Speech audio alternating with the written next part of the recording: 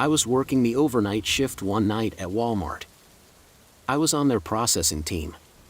We were in charge of receiving the shipments at night, making sure everything was processed right, and then sometimes we would stock the shelves if we had time. One night, I'll never forget it. We had finished unloading all the trucks, and it was the time of the night that my manager would let me take my first smoke break. It wasn't company mandated, but he would let me go out and smoke a few cigarettes during my shift because he knew I got my work done anyways. I was outside the loading bay and I noticed a dark sedan parked on the side of the lot. Now, I didn't think anything of it at the time. It was actually pretty normal. Kids from high school would come back there late at night and do whatever they wanted, whether it was smoking a little weed or spending time with each other. They usually didn't cause problems, so we didn't care. So I just continued smoking. But as I stood there, I could have sworn that I heard a muffled scream. But again, I tried not to pay attention to it. I figured I would mind my business and let whoever continue whatever they were doing. As an 18-year-old, I just assumed it was two people getting a little weird behind the Walmart, so I quickly finished my cigarette and went back to work. A few hours had passed and it was now around 2:30 in the morning. This was when I typically take my second smoke break. When I went outside, I immediately noticed that the car was gone. At first I figured that was a good thing, but as I looked closer, I noticed there was a bag sitting in the spot where the car had been parked. I walked up to the empty parking spot and immediately knew what had actually been happening while I was smoking. Besides a small purse that was sitting near where the car was, there was a small amount of blood that seemed to be trailing toward the edge of the lot near the tree line. I couldn't bear to check for myself, so I immediately called the police. After they arrived and got a closer look at the scene, they told me that they did indeed find a body. It was that of a young woman who had been stabbed more than 20 times by the looks of it. I quit that very next day and had been in and out of therapy since. I can't seem to wrap my mind around the fact that I witnessed such a heinous act and just brushed it off because I thought it wasn't anything serious. I constantly lose sleep over the thought that I could have done something to help out. Remember, sometimes things aren't always what they seem. A few years ago, while I worked as a local exterminator, I got a call from the local Walmart. I spoke to the manager and they said that overnight a raccoon had wandered into the store and they thought it was sleeping in one of the small crawl spaces that could be found in the back of the store near the ventilation. I didn't have anything to do that day, so I told them I would be there in an hour and I got ready to head out. My plan was to catch the raccoon and release it in the woods nearby. I had a cage and bait that I've used countless times, and it almost always worked, so I figured the job would be no problem. I made it to Walmart and a few of the employees directed me to a small hole that appeared to have been busted out of one of the walls in the storeroom. The hole was about 2.5 feet wide by 2 foot tall, so it was just big enough for the cage. Before I walked back to the car for the cage, I wanted to make sure that we got the right place. So I originally planned on just poking my head in and looking for signs of the little guy. However, I couldn't see anything, so I decided to take it a step further. I got down on my hands and knees and began to pull myself into the wall. To this day, I still have no clue what I was thinking doing that. It's one of the dumbest things I have ever done. I made it into the wall, and once inside there was just enough room for me to squeeze my way through, and I didn't have to go far before I began to see raccoon droppings. I called back to let the Walmart employee know that it was the right spot and that I was coming out. To my horror, not only was there no response, but I was now hearing a loud whirling noise. Then it was dark.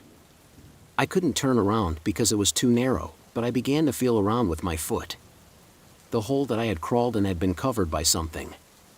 I immediately began to panic. It was pitch black, and I could hardly move my arms and legs. I screamed and screamed for what felt like days. There was no way to tell how much time was passing in the darkness. It wasn't until hours later that I heard the whirling noise again and saw light coming from behind me. I didn't waste any time and immediately began to slide myself out. As I made my way out of the small hole in the wall, I was met by a manager who was extremely apologetic. Apparently, an employee who didn't know I was back there had placed a pallet of produce in front of the hole. And since I didn't bring my equipment back there, they didn't know anyone was stuck. I was in the wall for 3.5 hours before the manager realized what must have happened and got someone to move the pallet. I tell you, I'm glad I don't have to crawl into tight spaces with critters anymore. My name is Samantha. I'm 20 years old and I work at a Walmart by a small town called Jackson in Alabama. Since I don't go to school full-time, my boss would oftentimes put me on an overnight shift back when the store was open 24 hours a day. Given that it was a super center, there would still be a number of employees working. My shift to this one particular night was 10 p.m. to 7 a.m. I was one of only a couple employees doing stock work, and there was 1 or 2 employees at registers up front. Given that our store sits in the countryside of Alabama, we didn't really get much business at these insane hours of the night. However, it was a prime restocking period. I didn't personally know the other employees working that night, but it's not like we'd run into each other in the giant store anyway. I started my night folding pants in the men's department and generally tidying up. I kept headphones in at night because usually there would be no one to tell me to take them out. The customer came to the jeans section and at that time it was around 11:30 p.m. So it wasn't really that weird. People would still come in and close shop till usually around midnight. The customer came up to me and asked me if we had any more of the specific pants he found in a different waist size. I apologized and told him only whatever was on the rack. He thanked me and walked away. I made accidental eye contact with him as soon as he stood by the rack putting the jeans back. It was kind of awkward. He walked away and I continued with my work. Some time passed and the store started to look like a ghost town. No one could be seen as far as the eye could see. I think it was like 1 a.m. I had made my way over to the appliances section. I was doing a lot of back and forth work with boxes from the back section where we kept all the items that were yet to go out. I brought a wagon full of boxes to one of the aisles and started stocking the shelves. Because the shelves were empty, though, I was able to see someone through the next aisle over and they were watching me. Well, only up until he noticed me notice him. Then he looked away, but his eyes looked really familiar. I stepped closer to get a better view and I realized it was the same customer from like 2 hours earlier. How in the world could he still be in the store without making it obvious? I took the wagon with me and passed the next aisle over just to get a look and see if the man had any items in his hands. His hands were completely empty. No way could he be shopping for 2 hours and not pick up a single thing. Something wasn't right. I quickly finished up, restocking the shelf with coffee machines and other appliances, then brought the empty wagon to the back area. I chilled out in there for a while because quite frankly, I felt like that guy might have been following or watching me longer than I realized. I played on my phone for a little while in the employee lounge. Then when I figured it was time to get back to work, I decided I would do grocery work instead, just to be in a different part of the store. I went into the dairy cooler and filled a bunch of crates with dairy products like milk and yogurts. This took a lot of time to do because I had to check the dates on the products and such. Over the loud sound of the giant refrigerators keeping the cooler cold, I heard the door to the dairy cooler burst open. There was conveniently a gap in the boxes sitting on one of the pallets that allowed me to peek through it to the door of the cooler. And I shit you not, it was that same customer.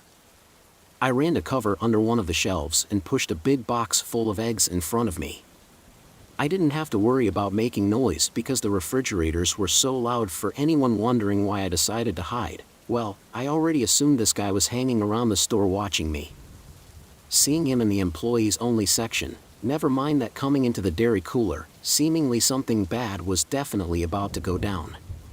I hid behind that box with my head down for the longest time, expecting to hear the doors to the cooler open and close. Eventually, after a while of hiding and not looking, I assumed maybe he left after looking for me.